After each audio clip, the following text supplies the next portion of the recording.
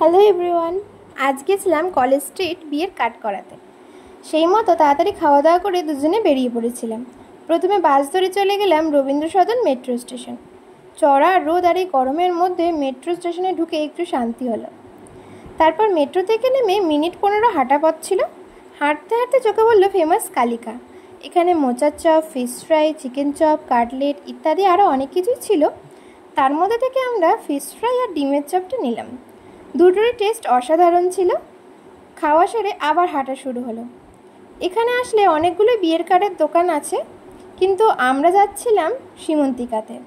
YouTube থেকে অনেক research করে এই মহারাজ আমাকে এখানে নিয়ে এসেছেন। দোকানে এসে কোনটা ছেড়ে কোনটা নেব বুঝতেই পারছিলাম না। প্রত্যেকটা কার্ডই এত সুন্দর। স্টার্টিং প্রাইস 22 থেকে শুরু করে ওনারা 70-80 পর্যন্ত দেখাচ্ছিল। কার্ডের প্রাইস ছাড়া প্রিন্টিংয়ের জন্য 800 চার্জ নেয়।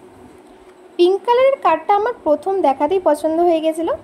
বিয়ের সিজন চলেই এসেছে, তাই অনেক ভিড় হয়েছিল।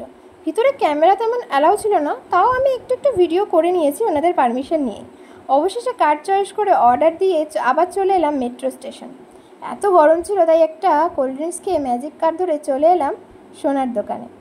আমাদের সাথে আন্টি আর আঙ্কেলও এসেছিল।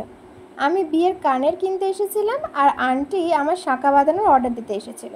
আমার হাতগুলো এত সরু সরু, সেই কথা নিয়েই হাসছিলাম সবাই।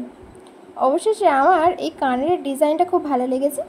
আমি প্ল্যান করেছিলাম কানবালার ডিজাইন নেব, বাট ময়ূর ডিজাইনটা বেশ ইউনিক লাগলো। তারপর রাতে মোমো খেয়ে বাড়ি চলে এলাম। টাটা।